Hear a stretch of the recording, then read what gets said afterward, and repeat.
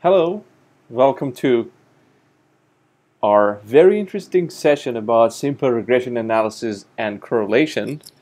Um, this topic is among the most important topics in statistics, and that's why I decided to record it. I hope you enjoy it as much as it deserves. So let's get started. There are a couple of things we need to cover in this course, and I think there will be two videos about this one, either one or two. My guess is we will have two sessions on chapter 12 of the textbook. It's based on chapter 12 of the textbook on 8th edition. It may change in future. So let's see what is going to be covered this time. There are a couple of things that we are going to speak about today. The first one is to speak about what is regression analysis, why is it important, why do we have that, and what are some notions like independent and dependent variables. These are the topics that have been used in industry a lot, and I think it's worth it when you watch it back when you're graduated, okay, after your graduation.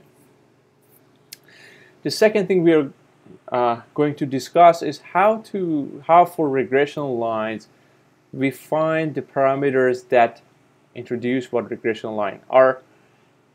Our goal here is to find the relationship between two variables and find a line that best describes it. Now the question is how we can find the best line, and then we use that to forecast things. That's the first time we are using statistical methods to forecast it. And we will have a very interesting topic on how to test the coefficients we get. So there is a lot to cover, and beside that we are going to speak about the correlation coefficient and other statistics that are important. And based on that we are going to define coefficient of determination, which is a way to see how good your model is. I hope I can get rid of the recording screen sign. Okay, let me get back to our slides. Okay, that's better now. Okay, so let's start our discussion about correlation. Correlation is a measure of degree of relatedness of variables, but in linear terms. So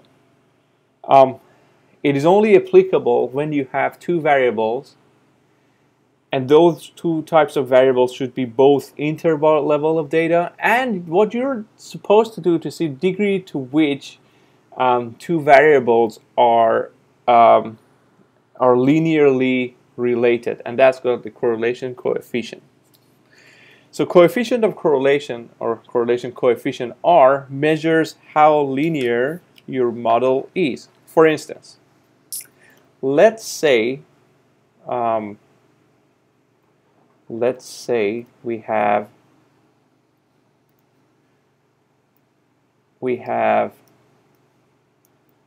x and y variable like this. So this is our x variable, this is our y variable, and let's say we have a bunch of relationships. We have this dot, this point, this point, this point, that point, and many other points.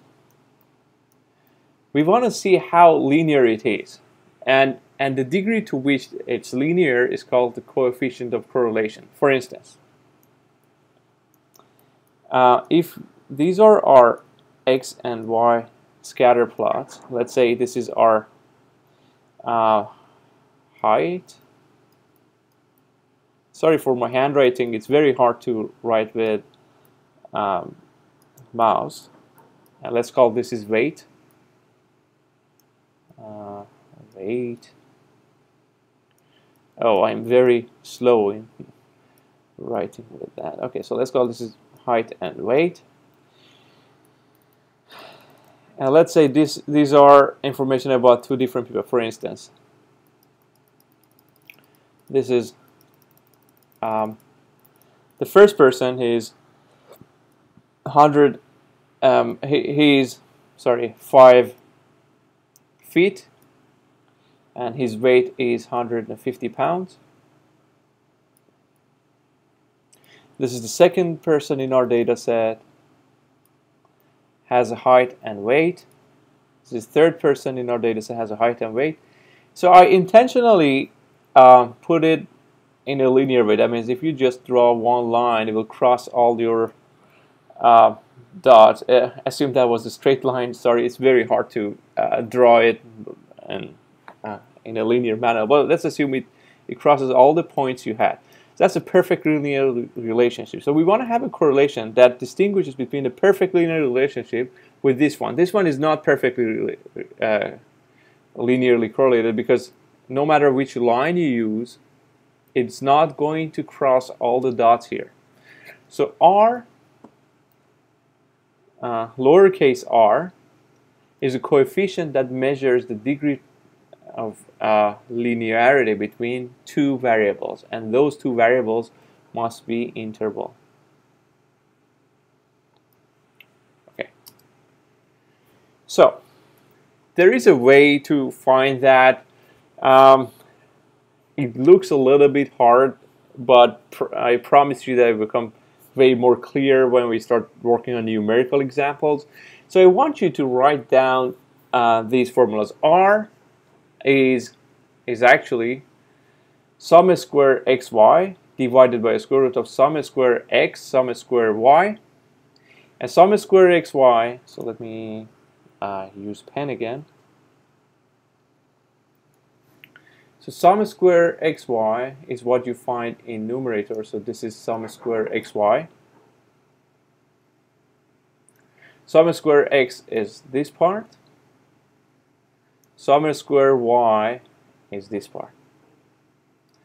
You can also, if you just do the math, you can just rewrite the numerator and denominator as following. So instead of having x minus x bar times y minus y bar, you may have summation of xy minus summation of x times summation of y divided by n, and everything divided by summation of x squared minus summation of x squared n, and so on and so forth.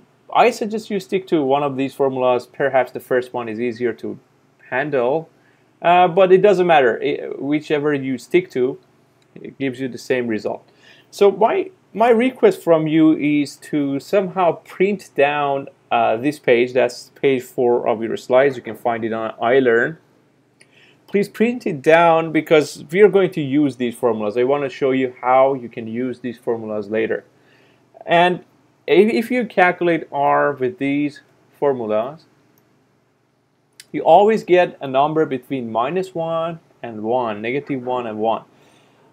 If it's 1 or -1, that means it's perfectly linearly correlated. If R is equal to 0, that means there is no linear relationship between x and y. So if it's 1 or -1, or it's very close to 1 and -1, that means it's perfectly linearly correlated. If it's not, then if it's close to 0, that means it's not related linearly. Okay, so that is something we should consider. And please print down this sheet because we are going to use it later. Okay, so I assume you have that sheet ready. So let's spend some time on defining what R is. The R changes from -1 to 0 and then goes to up to 1. If it's positive, that means there is a positive correlation, a positive association between two variables. That means if one variable increases, the other one increases as well. For instance, this is a perfectly positive, not a perfectly, but that's a positive association. That means if x increases, y also increases. In contrast, we can have a negative association. For example, this association between variables x and y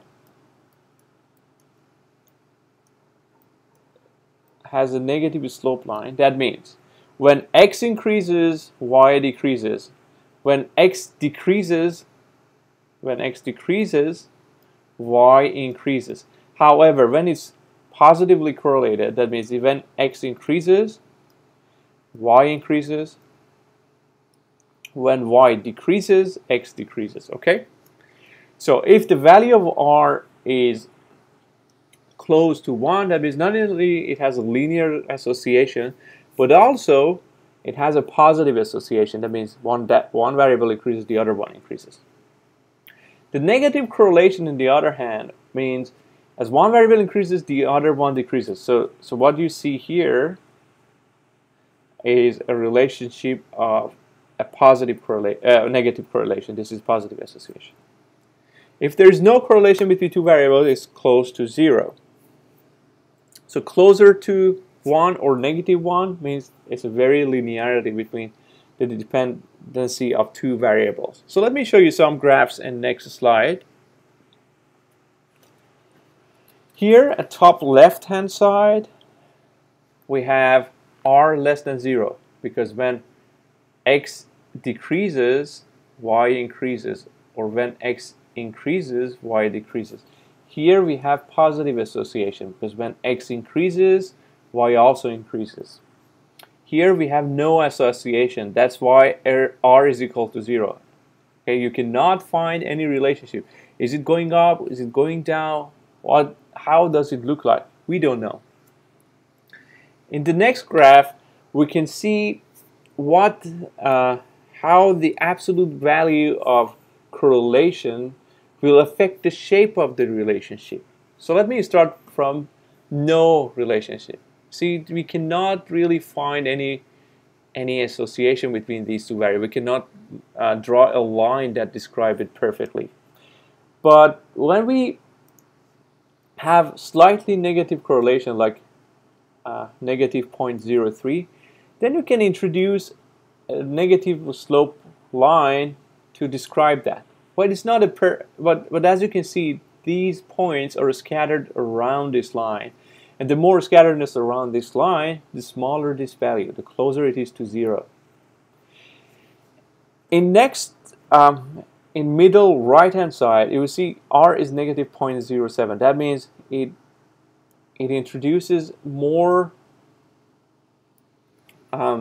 negative association. As you can see, the scatteredness around this negatively sloped line is so much less than this one.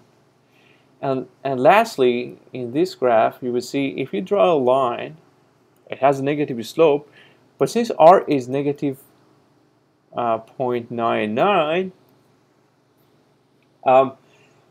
all these points are scattered very little around this line. That's why it's so close to 1. In contrast, here we have a positive association, but as you can see, it's scattered around this line. So it's something between the scatteredness of this one and this one. That's why the value of that is 0.5. It's something between that. It's not 0.3. It's not negative 0.07. It's 0.5. Since it's positive, that is positive 5. And here we have correlation. Oh, sorry, that doesn't look like line at all. Sorry. So this one looks like it has a very strong linear association, because the amount of scatteredness around this line, the second line that I drew, is so much better than these ones. Okay. So now I want you to go back for a couple of slides. On the slide 4, please print out this cheat sheet, bring it, and we are going to solve a numerical example. So please do that, and then jump to page 8. In page 8, we want to find the coefficient correlation between different interest rates in different days. These are interest rates with feature indices. So we want to check if there is any correlation between interest rate and features index, and if it is, how much it is. So please have the formula sheet ready. I just want to explain what has been used. So let me explain what data is. For different days, we have recorded the interest rate and feature index. So that is information about day 1, The interest rate was 7.43. The feature index was 221. Next day was 7.48. The feature index was 0.22, and so on and so forth. So we have the second observation up to 12 observations. So what is N? N is, I think you've already guessed that, that is 12. Why? Because we have recorded data for 12 days. For 12 days. These are the number of observations we have. And for each observation, we have interest index and feature index. Okay, well, so we are trying to find, so based on slide 4, the formulas that you printed, we want to apply the second formula we have. And we want to, so let me go back to the formulas. So in that we just want to apply this formula to the data. So what I'm going to explain to you is how to use this formula, how to get coefficient correlation based on this formula. Okay. If you haven't printed down, please go ahead and print slide 4 down. Okay, good. So if you look at the formula itself, now I want you to look over the 4th page of these slides. You will see on top we have sigma xy, we have sigma x times sigma y, we have sigma x squared in denominator, then sigma x squared divided by n, and then sigma y squared, and so on and so forth. So let's see how we can do that. That's actually, it turns out it's very easy to find these values. So we need to find x squared. The way you find x squared is that any variable of x you have, you just square it. For instance, 7.43 squared is this value, 55.205. 7.43 squared is this. We also need y squared. Y squared is these values squared. For instance, this value 48,841 is actually 221 squared. And lastly, we need to have xy, which the product of x's and y's. For instance, this 1,642 is indeed product of 7.3 times 221. Respectively, 7.48 squared would be 55.59. 222 squared is 49,284, and 748 times 222 would be 166,456. Okay? So that is how we generate our columns. I've covered that extensively in the course. I'm sure you know how to do element by element. So we do these calculations for all these 12 rows. At the end of each part, we have summation of the variables we have on top. For instance, we add these things up, 7.43 plus 7.48 plus 8 plus 7.75. We do that up to we get here plus 8, and that would be 9293. That is actually summation of x. So that would be summation of y, because what we have on top is y. Here is summation of x squared. Here we will have summation of y squared. And lastly, we have summation of xy. Okay, so we have summation of xy, summation of y squared, summation of x squared, summation of y, summation of x, and we know n is 12. Okay, good. So, we can go to the next slide and discuss how we can use these variables to find r. So remember, r was r based on the bottom part of the page, summation of xy minus summation of x times summation of y n. So summation of xy, let's focus on summation of xy. Summation of xy was 21,115.07. Okay, so that is summation of xy. Summation of xy, we just replace that. Minus summation of x. Summation of x is 9293. 9293. Summation of y, I'm sorry for that. Summation of y is 2725. We just replace that. N was 12. Square root of summation x squared. So let's see where we can find this value. Summation of x squared is 720.220. So it's 72022. Summation of x squared. So let's see what summation of x was. Summation of x was 9293. So it's 9293 squared divided by n. So n will be 12. N will be 12.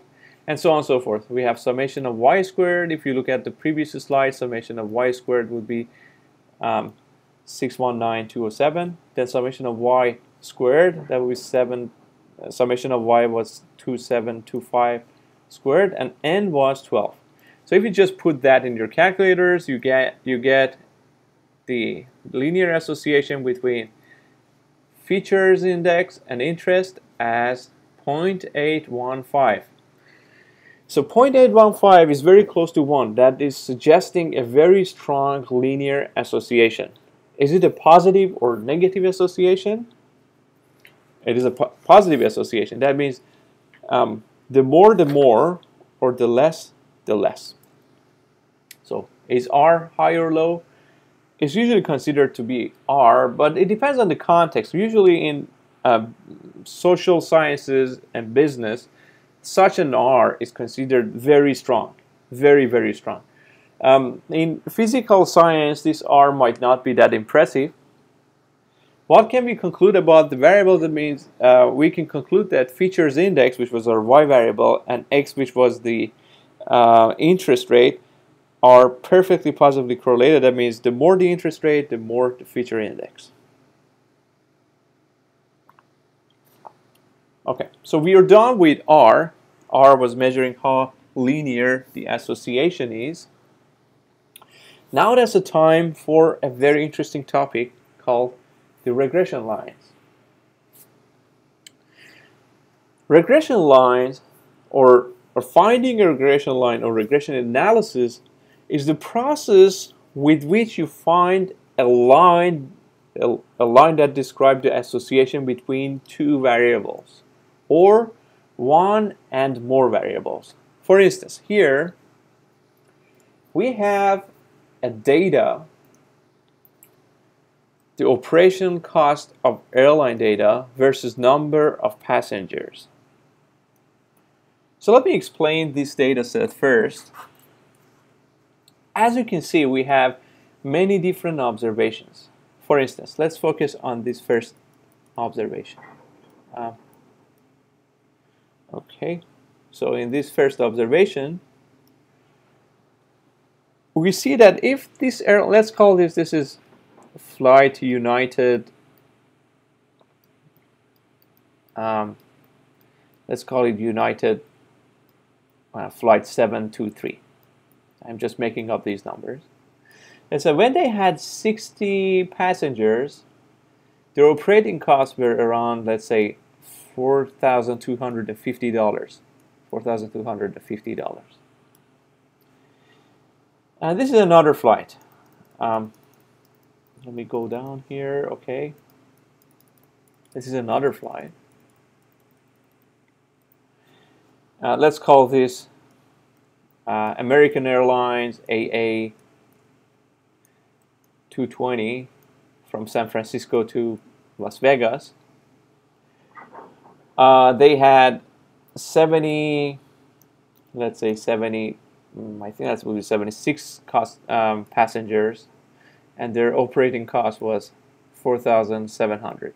Usually when you have more passengers, your cost will be more, not only because the amount of fuel that will be spent will be more. Actually, the fuel is not the most important part of the extra cost that an extra passenger will cause.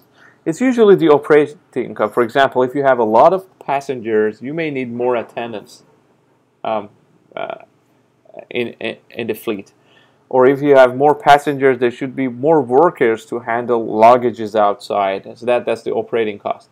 And it usually increases when you have more passengers. Okay.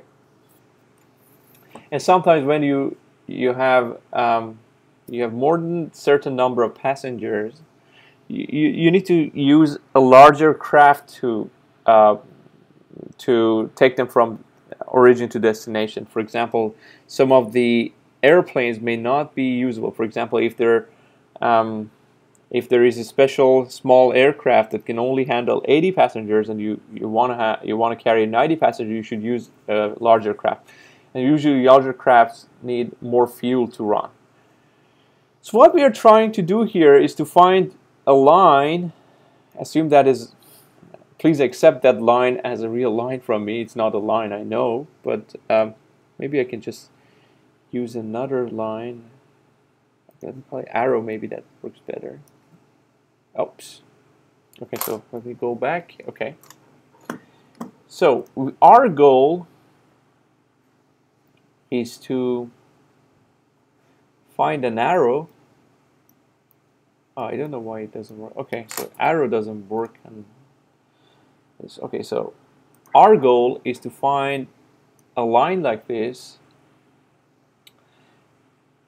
That is not a good line. Okay. Our goal is to find a line. I cannot draw a line. What's going on with me? Okay, a line like this. Oh, it's frustrating. Our goal is to find a line like this. Okay, that's better. A line like this to introduce the relationship between these outcomes, which is cost and number of passengers. And by a line in mathematics, we mean we want to find a relationship between a y variable, which is cost, let me call it cost, and line has two parts. It has an intercept plus slope times x. And here, x is number of passengers. Number of passengers. Passengers.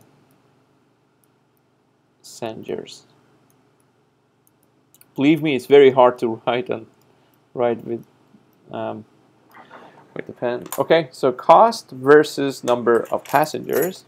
So we want to find that. And as you know, we can draw many different lines. So the question is, what is the best line? How can we find the best line that describes that? So let's see how we can do that. So that's our goal. There are many different types of regression lines. Usually we have regression lines that describe one variable, which is your outcome, with many different variables. But here we only focus on one type of them, only one type of them. That's called the bivariate linear regression. That's this course. I think in your more advanced courses, you will learn more advanced techniques that can have one outcome, one dependent variable. Here, dependent is x, versus so many different variables. For instance, we want to estimate what is cost based on number of passengers, but maybe we can find the amount of cost based on number of passengers, and also the length of the route For instance, we know that the operating cost of airlines is more on longer flights because of amount of gas they should burn. But here in this course, we only consider two variables, and that's called the bivariate case. So we have two variables. One is y variable, the other one is x. Y is called dependent variable. Here in our previous example, y was cost, because that was what we were trying to predict. That's the variable to be predicted. That's usually the effect. Okay? In contrast, we have independent variables, and that is something that tries to define y. And that is usually the cause. Okay, so what usually x affects y. So you should decide which variable is y, which one is x. How? You should see which one affects which one. Here, number of passengers affect cost. It's not the case that cost affects the operating cost of the airline will affect number of passengers. That's why we considered number of passengers, which was the cost, as x, or independent variables, or experimentary variables, and y would be our outcome, or dependent variables. That is something needed to be estimated, and in this case, cost was y. So usually the very first step is to draw a picture of it, and that is called the scatter plot of the data.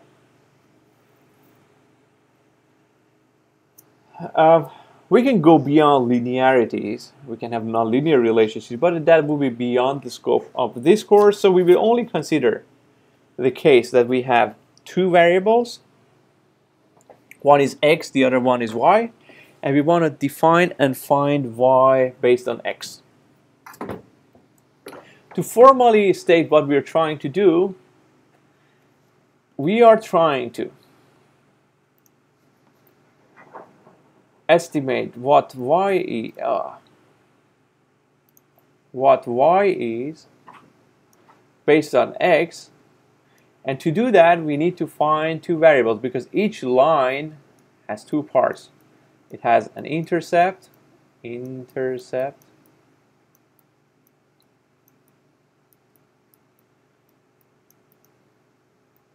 and a slope.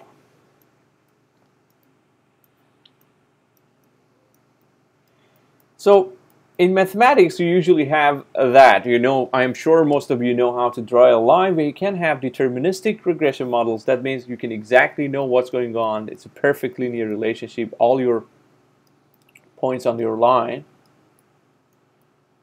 Or we have probabilistic regression models, which is the more realistic version of that. So you have intercept, slope. You also have an error term that you cannot control for. That is why in error.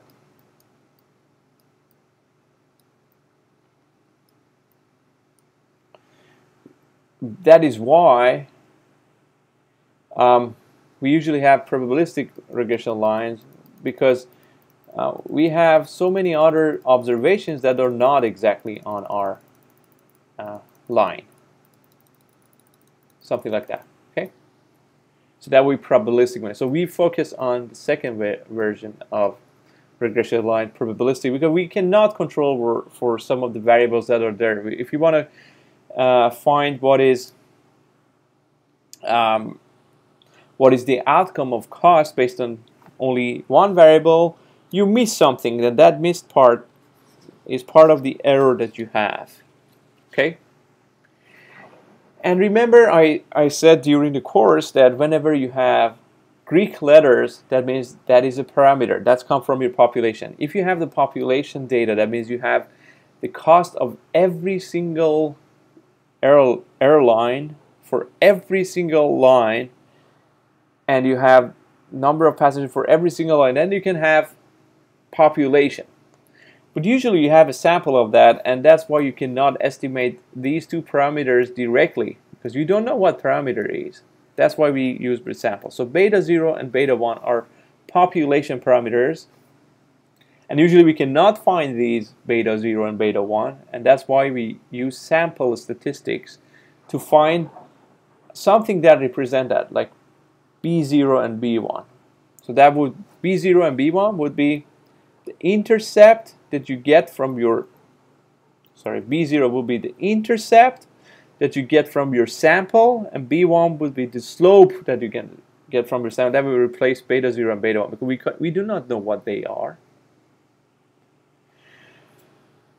So, in general, we want to find B0, the sample intercept, B1, the sample slope, to find y hat, which is the predicted value of y. So which is different from y. That means we want to have a line that predicts what y will be, and it's usually different from the real y that you observe. Because remember, the line you have is never crossing all the points. That's your prediction. So that is again the prediction. Whenever you see hat on top of something, that means it's a prediction. So let's see how we can do that. So let's say we want to find a line based on many different outcomes that we can have. A line. So many different lines that we can have that best describes the relationship between x and y. To give you more understanding of what I mean is that you can have many different lines. For example, this is one line, this is another line, this is another line, this is another line. We can have infinite number of lines, and each line has its own slope and own intercept. But there is one line that can describe all your data in the best possible way. And that line is called our regression line. How do we find this line? How do we find this line? We introduce an error. We say, okay, whenever we have a line, what we predict for, so let me call, okay, so please listen very carefully. This is a very important part. So let's call this axis as x, this axis as y. So, and let's say this is the line we want to find. This orange solid line is the line we want to find. So let's say let's call x is number of passengers. So number of passengers, and y is cost.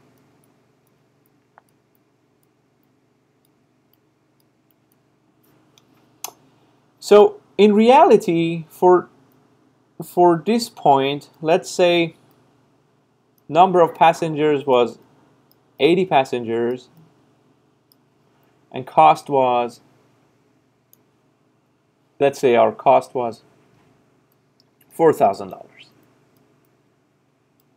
That is reality. But what you have for your line, for 80 passengers, that is the prediction of your line. This is the prediction of your line. Okay, so that is called y hat. Is the prediction of your line, that is called y hat. Let's say this y hat is $3,500, 3.5K. How much error do we incur? That is $500 error, right? Positive $500 error, because 4K minus 3.5K is 5K. Let's look at another point. Let's look at this point. Let's say we had 70 passengers here. Our real cost was 2K. But what you predict for 70K on your line, let's say it's 2.6K.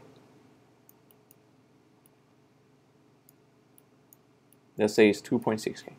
So here, how much error do we incur?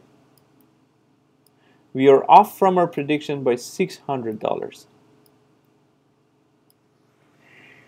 So one thing I usually ask is, if you want to find the best outcome, what will be the criterion or criteria you want to use? And usually my students are telling me that, okay, we want to you want to minimize the summation of these specific errors that we get from each point from line, and that will be our best option. That's a very good intuition, and if you have this solution, it's okay. We want to have a line based on we had millions of lines in mind. One is the best, so let's define the best as the one has the minimum sum of all errors. If you want to write it mathematically, let's have a line that has a minimum sum of y minus y hats. So that's a very good intuition, but the problem is we have some positive errors, we have some negative errors. And usually when you sum them up, they will cancel each other. So so that's not the best option we can. So that is why it's usually said the best line is the one that minimizes the summation of the differences squared to make sure all the differences are positive. Okay, so the least square line is a line that produces the minimum sum of the squared error values. And error means what you predict based on your line and what reality is. So minimize the summation of the differences of your observations and what you predict for that squared. And to be more formal, the vertical difference between each point and what you predict for that, which is the point on line, is called the error of the prediction.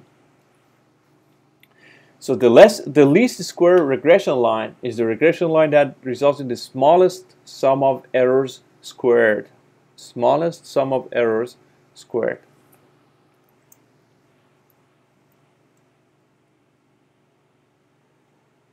So when you want to find the intercept, okay, remember, in order to find a line, you need to know the intercept and the slope. Fortunately, for this least square analysis, there are some closed form solutions for the value of beta 1 and beta 0. So that makes our life so much easier. Again, I want you to print out the next 2 slides because we are going to use that, okay? So I want you to have slide 16 and 17 ready before going to slide 18. So fortunately, mathematicians have found many different ways to find the slope and intercept based on the least square method.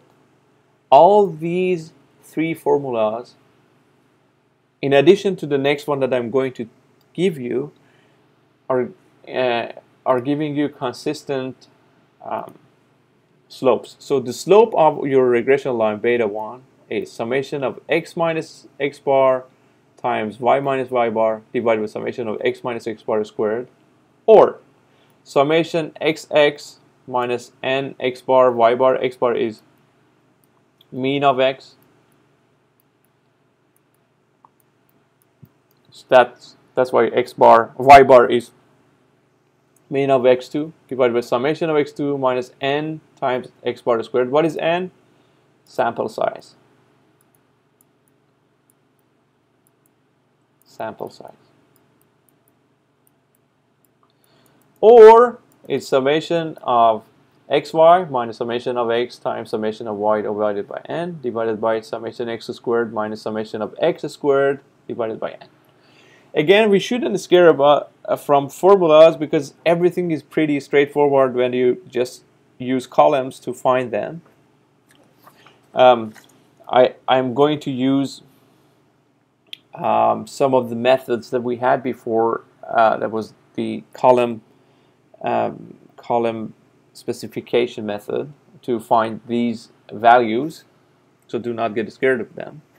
So once you find B1 based on any of these methodologies, any of these 3 formulas, then finding B0, which is the intercept of your regression line, is pretty easy. Intercept of prediction will be y bar, which is the mean of your y variables, minus the B1 you found before,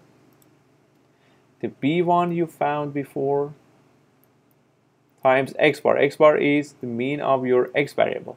So it's pretty easy to find B0 when you have B1. There are more formulas to come. Actually, it's an easier way to show that. That is standard sum square xy. So let's define sum square x bar as sum x minus x bar times y minus y bar. Sum square of x, let's define it as sum x minus x bar squared. So B1 will be simply sum x square xy divided by sum square xx. You can also write it in a very easy way, and that only works for simple regression line. R was coefficient correlation, coefficient of correlation, the one that we learned earlier. Correlation. Sorry for my very bad handwriting.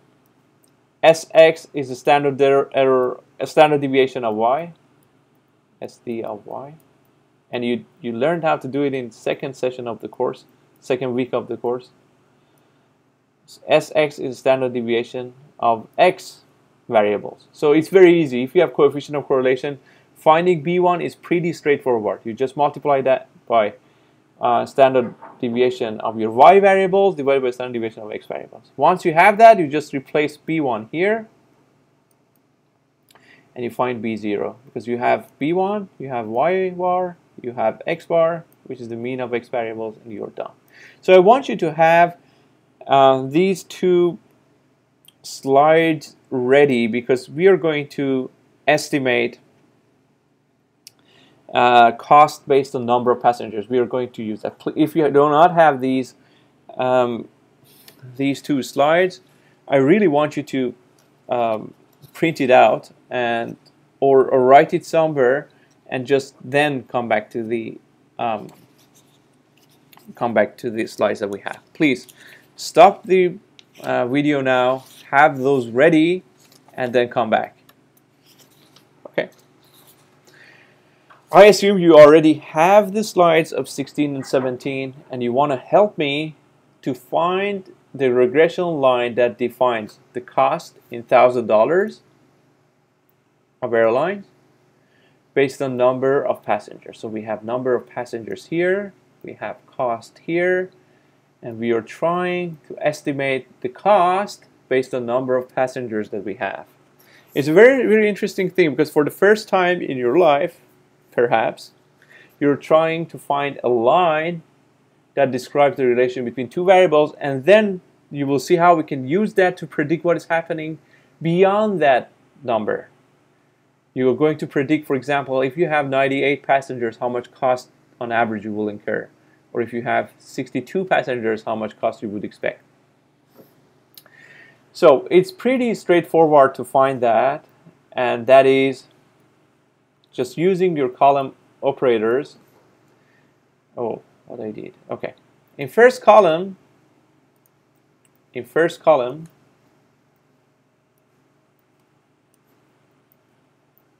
we have our x observation. These are usually the cost.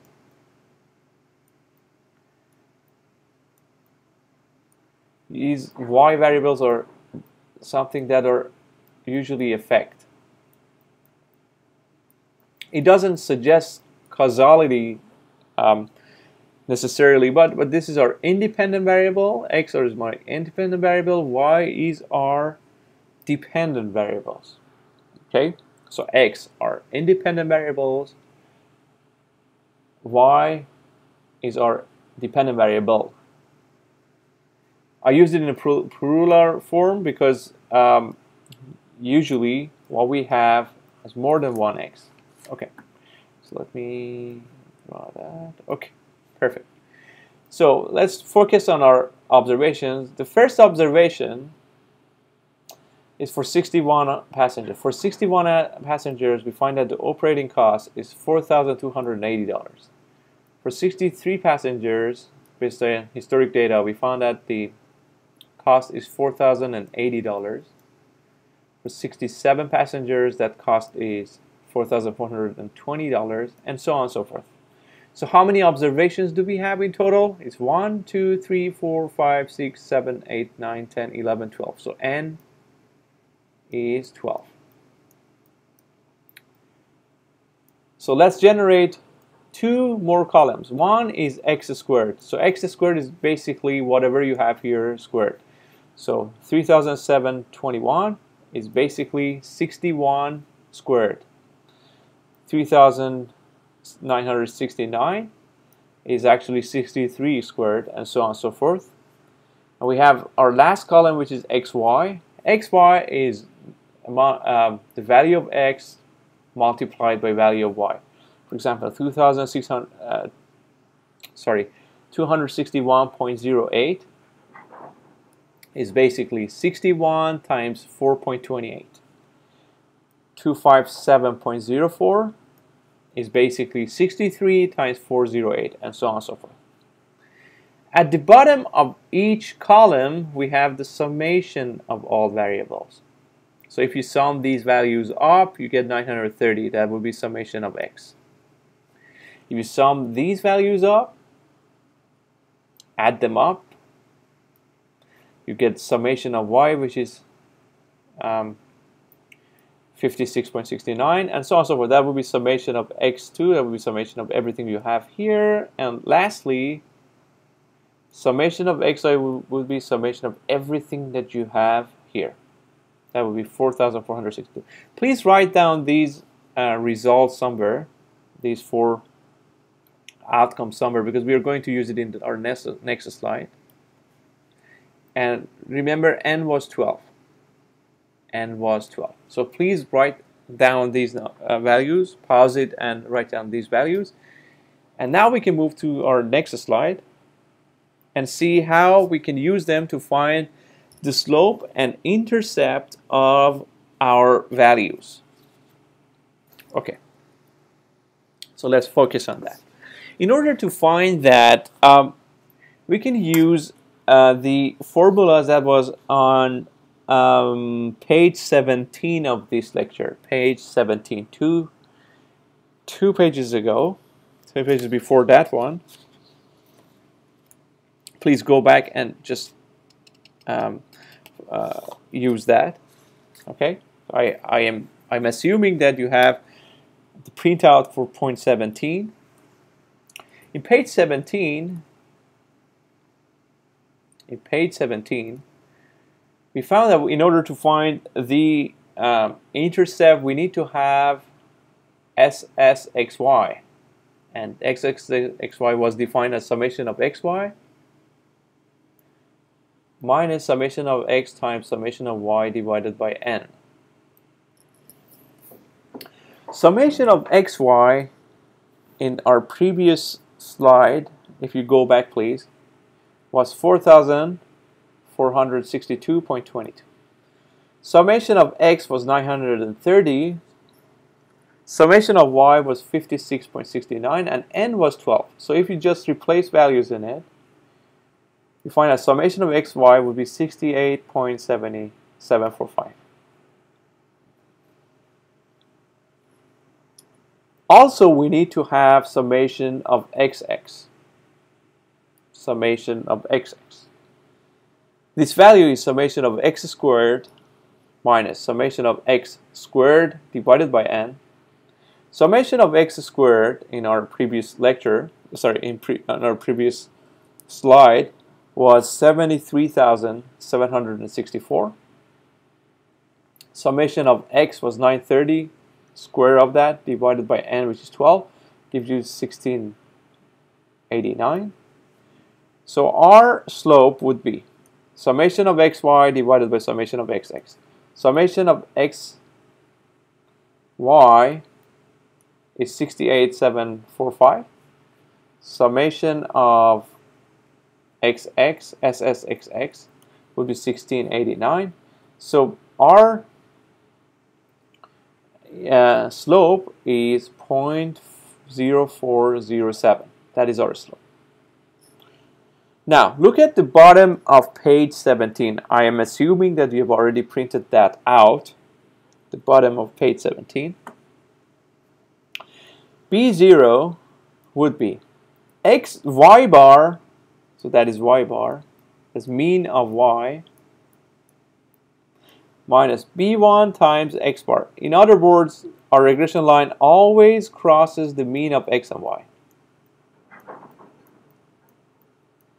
So y bar is summation of y divided by n. If you want to find the mean of something, you just add them up divided by total number of observations. That's exactly what's happening here. And x bar is the summation of x divided by n. And b1 we found that is 0.0407. So we just replace values in it. Y bar was 56.69, n was 12. Summation of x was 930. We divided by 12 to get y bar. This is y bar. And this is our slope. We just put it here. So our intercept would be 1.57. So that's the intercept we find, that is the slope. So if we would just want to write it as a regression line, this is called the regression line. Y hat would be intercept, which is 1.57, plus slope times x. In other words, we can say cost, this y hat is cost. The estimate for cost is equal to 1.57k plus 0.0407 times number of passengers. That's how you can predict it. How you can predict what your values are. And we can do so many things for it. For example, we can predict how much is our cost when x is 50. So when x is, let's say x is 80. When x is 80, how much cost, if number of passengers is 80, how much cost do you expect? It's very easy. Y hat for 80 passengers will be equal to 1.57 plus 0.0407 times 80. So whatever this value is the cost you expect associated with 80 number of passengers. So now you have a model that you can predict a lot of things. I have to emphasize a couple of things here before moving on. The first thing is be very careful when you want to extrapolate. So you will have a very good prediction when you are trying to predict within the range of your data. So let me show you what is our range of data. Our range of data started from 60, went up to around 100.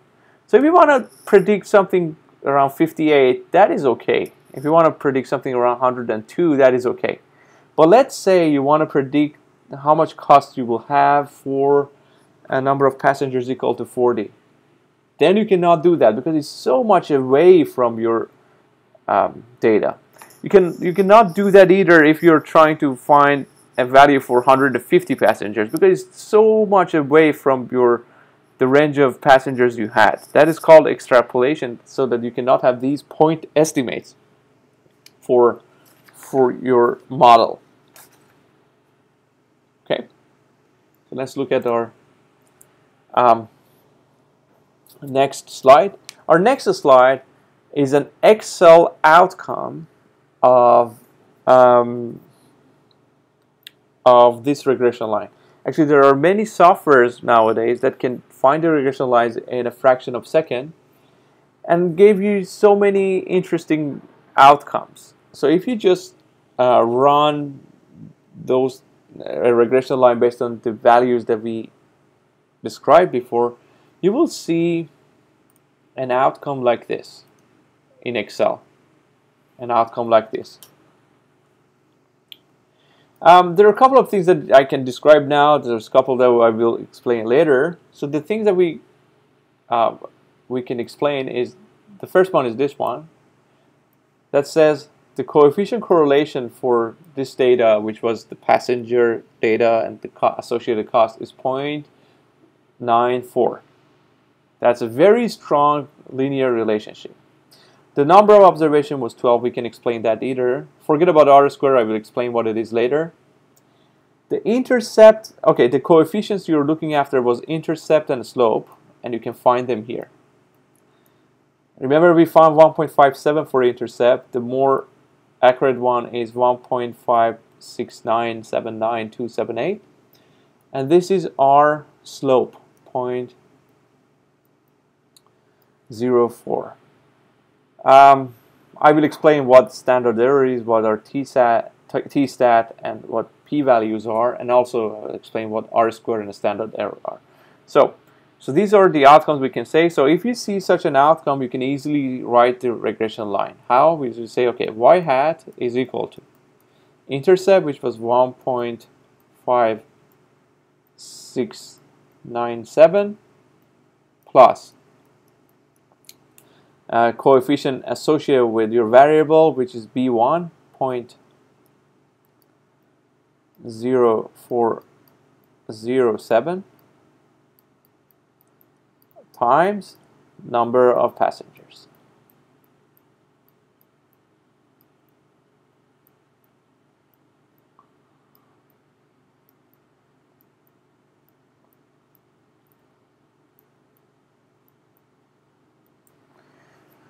Okay, so we can easily write the linear regression line based on the coefficients we have.